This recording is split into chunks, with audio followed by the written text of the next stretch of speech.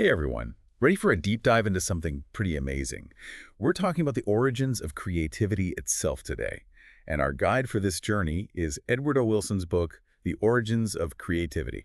It's a fascinating read, because it goes way beyond thinking of creativity as just like artistic talent. Oh, so it's not just about like writing a symphony or painting a masterpiece. Right. Wilson argues that it's actually like a fundamental part of what makes us human, Yeah. And he even says it was essential for our early ancestors' survival. Really? So like cavemen and women. Yeah. Like think about developing tools, hunting strategies, building shelters. Oh, okay, I see. They all required creative thinking. It wasn't just about, completing a task. It was about innovation, adapting, and thriving. Wow. I never thought of a stone axe as like creative, but I guess it makes sense. Right. It's all about problem solving, coming up with new solutions. So those were like the original life hacks, huh? Haha. Yeah, you could say that. And those early innovations paved the way for everything that followed. Language, culture, technology. Oh, wow. It all stems from our ability to think outside the box and imagine new possibilities. It's like this continuous thread through history connecting us back to those cave dwellers. It's pretty mind-blowing when you think about it that way. Right, it is. So even like this smartphone I'm holding Exactly. has roots in those early sparks of creativity. It's all part of this incredible story of human ingenuity. And speaking of different expressions of creativity, Wilson has some interesting thoughts about the arts and sciences. Oh, yeah. Like, are they really as separate as we often think? That's what he challenges. He says they actually fuel each other. He uses Da Vinci as an example, the ultimate Renaissance man. Da Vinci, yeah. He blended art and science seamlessly. Okay, yeah, I get that. Like his anatomical drawings, those were both works of art and incredibly accurate scientific documents. Oh, right. They were beautiful, but also very informative. Exactly. Da Vinci's curiosity about the human form and the natural world just fueled his genius in both areas. Makes sense. And he's not the only example. Even Einstein's theories, which seem, so abstract and scientific, they actually inspired new art movements. Wow. It's like a conversation happening across time and disciplines. Mhm. So art inspires science. Science inspires art. It's this like feedback loop. Exactly. They're more like partners than rivals, Partners in crime. That's a good way to put it. And this collaboration is still going strong today. Okay, yeah. Think Steve Jobs. Apple's success, it really came from merging that cutting-edge technology with beautiful design. He knew tech had to be both functional and beautiful. Yeah, true. Apple products are known for their design as much as their features. Exactly. It's all connected. And we're seeing this lead to all these really cool interdisciplinary fields today. Like, have you heard of bioart? I don't think so. It uses living organisms, like plants, as the medium. Think sculptures made of growing plants. Oh, really? It's this fusion of art and science that's pushing boundaries. So it seems like the most exciting innovations happen when different fields collide, right? Yeah, that's a great way to put it. Breaking down those walls is key. But, we've talked about creativity being this deeply human thing spanning art and science. Right. But how does it actually work inside our brains? Let's get into some neuroscience, shall we? I'm ready. All right. So Wilson, he says our genes play a role. They actually influence our brain structure and how it functions. Wait, so some of us are just like hardwired to be more creative. To some extent, yes. It's not like there's a single creativity gene, though. Okay. It's more about how certain genes shape areas, like the prefrontal cortex. Prefrontal cortex. Yeah, it's like our brain's command center. Complex thought, decision-making, planning. Oh, okay. So all those things are essential for being creative. Exactly. So our genes kind of set the stage for those aha moments. You got it. Yeah. But it's not just about those individual regions, though. The connections between different areas of the brain are super important, too. So the more connections, the better. Exactly. Think of it like roads. The more roads there are connecting different parts of the city, the easier it is to get around. Oh, that makes sense. So like the more roads in our brains, the easier it is for ideas to travel and mix together. Precisely. The more interconnected our brains are, the more those creative sparks fly. And this is where neuroplasticity comes in, the brain's ability to change and adapt throughout life. Yeah, heard of that. So even if we don't feel naturally creative, we can actually train our brains to become more so. Wow, that's encouraging. Isn't it? The more we learn, experience, challenge ourselves, the more we strengthen those pathways. It's like building a creative highway system in our minds. Exactly. We're creating fertile ground for new ideas. Okay, so genes and brain structure lay the groundwork, but what about the world around us? Ah, yes. Culture. Does that play a role too? Absolutely. It's like the creative ecosystem we live in. It shapes our perceptions, values, how we express ourselves. Mhm. Different cultures celebrate and foster creativity in unique ways, leading to this amazing diversity in artistic and scientific expression. So, it's like comparing a Renaissance painting to, say, a Japanese haiku. Yeah, Both creative, but they reflect those different cultural values. exactly. And like ecosystems in nature, cultures evolve too. They're always borrowing, adapting, remixing ideas. That's cool. Think about the fusion we see in music, food, fashion these days. It's a testament to that cultural evolution as a creative process. It's like one giant melting pot of creativity. Precisely, constantly bubbling with new possibilities. And that leads us to this really crucial question facing creativity today. Oh, what's that? The rise of artificial intelligence. Mhm. Will AI become the ultimate creator? Oh, wow. Yeah, good question. Are robots going to be composing symphonies and painting masterpieces while we just, watch? It's a real concern. But rather than thinking about replacement, I think it's more about collaboration. Imagine AI as this powerful tool. Okay, yeah. It can help us overcome those creative blocks we all get, give us fresh perspectives, even push the boundaries of what we thought was possible. So AI is a creative partner, not a replacement. Exactly. And as globalization keeps connecting us all, who knows what incredible new forms of creativity will emerge? It's exciting. It really makes you think. It really does. But for now, we need to take a quick pause. When we come back, we'll dive even deeper into Wilson's insights about the future of creativity. Stay with us. Welcome back. Before the break, we were just talking about how culture and technology are shaping the future of creativity. It's pretty wild to think about. Yeah, it really is. All this talk about the science of creativity, it's made me see things differently. It's amazing what happens when you understand where things come from, right? It's like it unlocks all this new potential. Totally. And speaking of unlocking potential, in Wilson's book, he makes this point that creativity isn't just about some lone genius. Oh, yeah. It thrives on sharing ideas, on collaborating, on building on what came before. So it's more like a team effort. Exactly. It's like that saying, if I have seen further, it is by standing on the shoulders of giants. We're all part of this creative conversation, That's a good way to put it. adding our own voices to the mix. Makes sense. So even those eureka moments, they're probably built on a ton of other people's ideas. Exactly.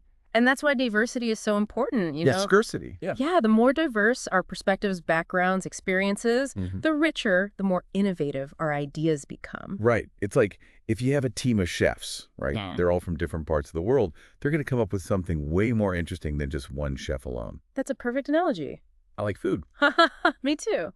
But it also shows why, cultural exchange, globalization, all that is so important for creativity. Yeah. It opens us up to new possibilities. Like adding a bunch of new spices to your creative pantry. Exactly.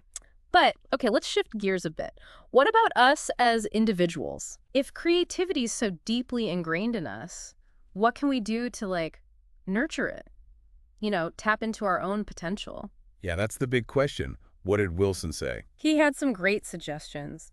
Cultivating curiosity, being playful, being open to experimenting, taking risks. So always asking what if Yeah, and not being afraid to, mess up. exactly. Failure is often seen as a bad thing, but it's actually a huge part of the creative process. Oh, that makes sense. It's through those missteps that we learn and adapt and try new things. Oh, it's like that Edison quote, the light bulb guy. Yes, He said something like, I haven't failed, I've just found 10,000 ways that won't work. exactly. He just kept trying. Yeah, so persistence is key, huh? Totally. It's about the journey, not just the I destination. like that. And creating an environment where you can explore freely, surrounding yourself with people who inspire you, who challenge you, Yeah. a space where you feel safe taking risks and sharing your crazy ideas. It's important, building our own creative ecosystem.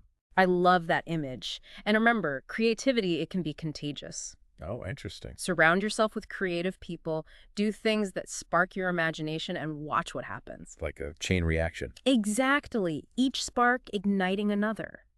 It's incredible how one idea can have a ripple effect. It really is. It can start a movement, or change an entire industry, even change the world. That's powerful stuff. Okay. Okay, so we've got curiosity, playfulness, experimentation, embracing failure. Yes. But are there, like, any actual practices we can do, habits we can build to, like, actually get better at creative thinking? You know, Wilson actually talks about mindfulness meditation. It might sound weird, Or meditation? but quieting the mind, focusing on the present moment, it can really spark new insights. Huh. So it's like giving our brains a break from all the noise and clutter. Exactly. It creates space for those connections to form. I like that. And research backs it up. Studies show that mindfulness meditation can actually help with cognitive flexibility and problem solving. Oh, wow. Okay, I'm definitely going to try that. What else? Any other tips from the creativity guru? He emphasized experiencing new things, Okay. travel, read books on subjects you don't know much about, talk to people from different backgrounds. It's like gathering all the ingredients for a delicious creative meal. Exactly. And don't underestimate just observing the world around you. Pay attention. Look for patterns. You never know where you'll find inspiration. Turning everyday life into a treasure hunt. Haha, yeah. But what about when we feel stuck? When the well runs dry, those creative blocks? Ugh, yeah, those are the worst. Wilson suggests trying combinational creativity. Combinational creativity. It's about taking unrelated ideas and forcing them together. Oh, interesting. Seeing what happens. Okay, how do you do that? You could start by brainstorming random words, images, concepts. Okay. Then try combining them in weird ways. Oh, hey. The key is to break free from your usual thinking. Force those new connections. It's like shaking up a snow globe and seeing what new patterns form. That's a great way to put it. So it sounds like we've got a whole toolbox for unlocking our creativity. That's what's so cool about understanding where it comes from. It gives us the knowledge and the tools, not just to appreciate it, but to really cultivate it in our lives. This is so inspiring. And it's amazing how, like, exploring these ideas can be so empowering. Yeah. But before we get carried away with our own brainstorming, we should probably take a moment to collect our thoughts. When we come back, we'll finish up our deep dive into Wilson's book. We'll wrap things up with some final thoughts on the power of human ingenuity. Stick with us. And we're back. This deep dive into creativity with Edward O. Wilson's The Origins of Creativity has been really eye-opening. It really makes you appreciate how much we rely on creativity, doesn't it? It does. It's everywhere. From solving everyday problems to making groundbreaking discoveries, it really drives us forward. Totally. It's like the engine of human progress. Exactly. But as we look ahead, I can't help but wonder, what's the purpose of all this creativity? Why are we driven to create, to innovate, to constantly push the limits? Yeah, that's a good question. Wilson has a pretty interesting answer, He thinks creativity is essential for our survival and for our progress as a species.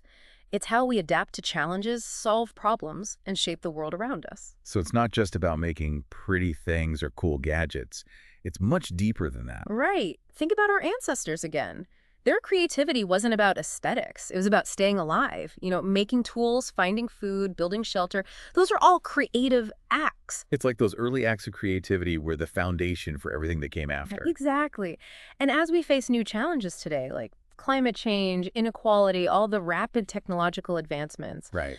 our ability to think creatively is going to be more important than ever. So it's not just about creating a better future. It's about, ensuring our survival. In a sense, yes. We need to tap into that creative potential, Find new solutions to complex problems.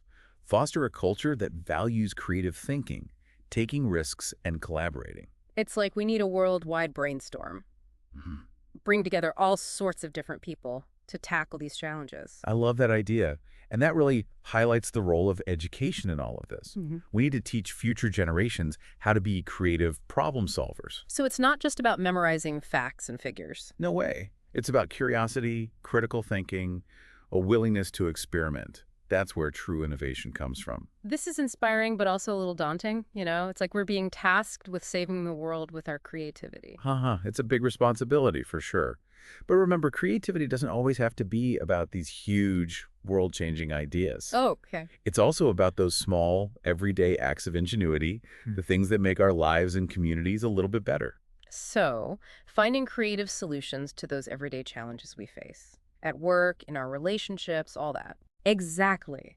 Using our imagination to improve our surroundings, connect with others, bring joy and beauty into the world. I like that. It makes creativity feel a lot more accessible, not just for a select few. It's for everyone. We all have that potential to be creative, to make a difference, to leave our mark. It's just about tapping into it and letting it guide us. That's a great message. Yeah. So, to wrap things up, what's the key takeaway from Wilson's book?